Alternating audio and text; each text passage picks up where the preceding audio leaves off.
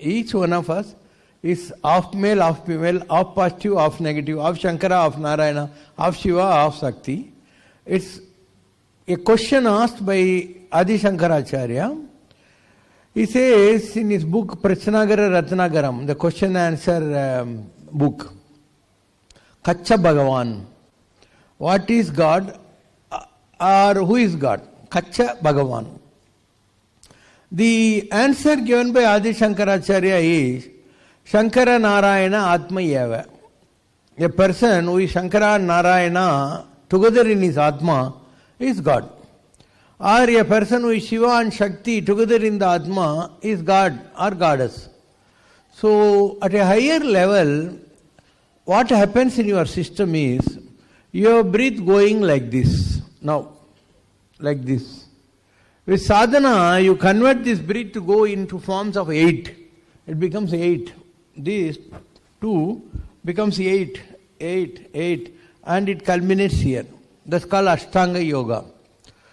And when you get into Ashtanga Yoga, the letter 8 is reverberating through your system. That's called Akshakshara, the number 8. And at that level, you are neither male nor female. Why most of the ladies are very comfortable with me, killing the gender bias or male-female inhibition. Because I am a female also. Really, I am telling you. You may laugh, but I am off this, off that. And if you want to know that I got that 8 number or not, you see one of the photos there. My body will be witnessing my spirit. My spirit will be like a thumb there in that photo. And my body is dead, but still there is a light, white light on my head. And my body is witnessing the own spirit, own soul, which is standing out. Body and soul witnessing each other. In my spirit, you can see number 8 flowing through. There is a photo there you should see. And then what I am talking you will understand.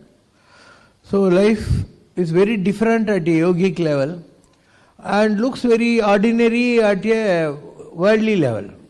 Both are different lifestyles, different thought styles and different power games in this form and that form. What is yoga?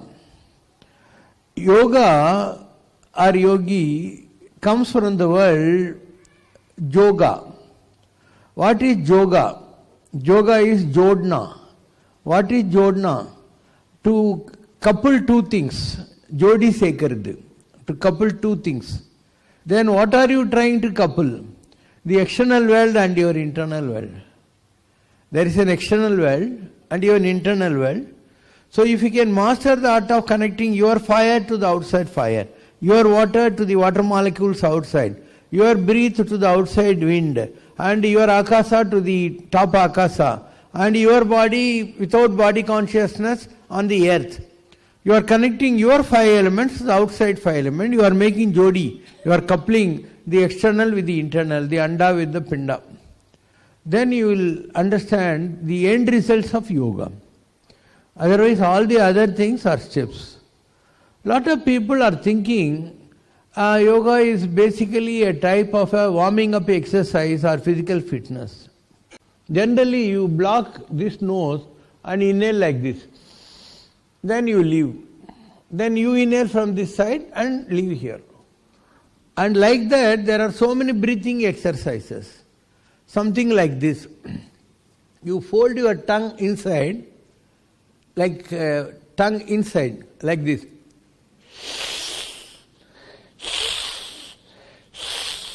Like this.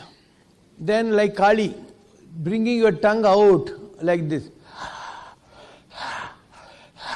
Like that. So there is higher level of breathing exercises in yoga, and maybe you are taught only on the physical side of yoga. Breathing side of yoga will take you higher than the physical side of yoga. So I know a lot of people who have practiced yoga. There is one teacher who is supposed to be a tall teacher of yoga. He also went in for the higher practice of yoga, of taking one 8-yard dhoti and putting through this nostril and doing like Silk Sumita and bringing that Vestya from here. All these are torturing your body. And he stopped eating. At some point he was eating only tender coconut and good sugar cane, bellam. And when he comes near me, I used to close my nose because he was thinking. Yoga should purify your system. That man, by overstraining the practice, started thinking. He developed, chronic ulcer and pyorrhea problem. And he used to stink when he comes near. What is the use of yoga when you can't even keep yourself or the surrounding around you energetic and clean? So I found this mistake happening in some of the people who are over avaricious to get some results, and they're torturing the system. You should not torture the system. Lord Buddha was sitting in a forest and he was concentrating on fasting. He never wanted to eat. And he was always remembering food because his mind never goes into yoga or practice of sadhana. Always he was thinking, I did not eat chapati, bel puri or aloo matar. He thought, what nonsense is this? I have left my queen, I left my palatial life, I have left my son, I left my kingdom. I have come to get God, but I am always thinking of food. Then one music party were passing through there, playing guitar, sitar. They were saying the strings of guitar should be mildly used to get music out of it. If I overstrain the strings, they may cut, they may get fat. Then Buddha jumped and said, I got the answer. The fellow people asked, what answer you got? He said, this body is like the guitar. So I should not overuse it or I should not underuse it. If I overuse it, it gets fat. If I underuse it, there is no music. So you should know how to balance life with eating and non-eating. Is it not? There are good foods. If you don't want to put on weight and all, there are food. I am told one of the friends in this yoga group is eating steamed vegetables or something. That's a good practice. We are all intellectual workers. We don't need this much of food and all. So some juices and some salads and this type of either half-baked vegetables or steamed vegetables. If you can eat and take a glass of buttermilk or some juice, that is more than enough to sustain. Only people who do hard work, physical work, need heavy food. We need not. So the practice of yoga or sadhana or anything should not be too strict, not too loose. It should be balanced. Then you will get it fast. Otherwise, in trying to see God or experience of God, you will be thinking about things which you are missing in your sadhana path. Okay, you should not miss. You should be satisfied with your life and no need to miss. Suppose you are in the family life. No harm in living with your wife. Nothing wrong. And it will just give an outlet for the extra heat generated out of your system. It's a toxin, that's all. The white rejection is a toxin. Don't attach too much of importance. Don't think by being a celibate I am going to get God faster and all. It is not. Be a normal person. Now I am sitting here. I am talking in the mic. I am one side thinking, but inside I am chanting. Inside I am chanting. I have mastered that art of chanting mantras 24 hours in my breath. That's called swasa niswasa. With my in-breath, out-breath, I am chanting mantras. I have mantras connected to Skanda, I have mantras connected to Shiva, I have got mantras connected to Vishnu. All that mantras are there. And over the years, when you master these practices, you will know your body acts differently. Now you are all breathing like this. Then you are leaving. Then you are taking here. Then you are leaving like this. I don't breathe like you. I am breathing my fire. You may not know it. It's very difficult for anyone to believe the person sitting in the temple is not breathing external air, he is taking fire and bringing it. I am taking my own fire And like you use a string in a needle, I am doing it here through my mantras. I am fanning my fire. I am doing yagam inside. And I am taking that fire in this point. We call in the yogic language this as Nasimunai Swasam, the needle breathing. Nasimunai Swasam. And there is a password for your computers. Unless you put the password, the lakhs and millions of the websites, the knowledge enshrined in the website cannot be understood, because you need the password to operate the computer. At a higher level of sadhana, you are given a password, and that is different for different people. And in the yogic language, it is called Nada Bindu. Nada means sound, Bindu is this place. So that sound starts reverberating here. This is called Nada Bindu.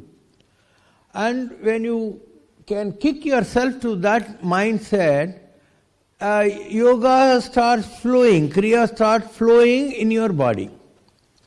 People who would have taken me seriously in any part of the world, I can make my presence felt in America or Argentina or Brazil or London or Australia through a smell, like Tirupati Laddu or Sabarimala ghee or Murugan Panjamridam or Vibhuti, like that.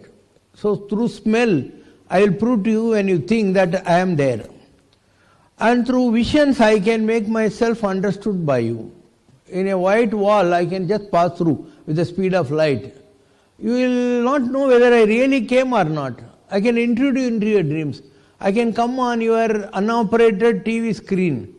I can operate through my photos. Any photo of mine you have in your house, I can wink, I can kiss, I can smile. In your dreams, I will come answer all your questions.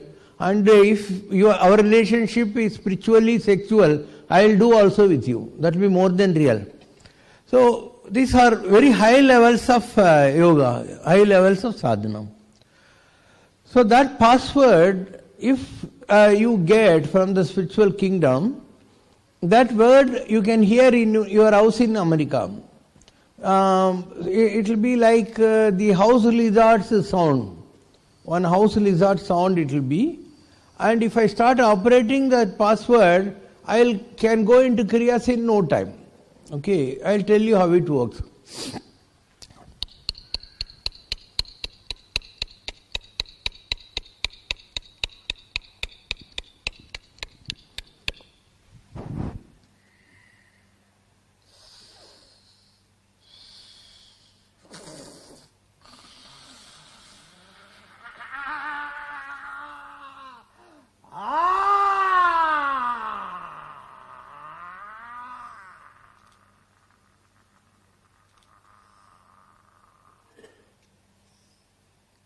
These are called kriyas.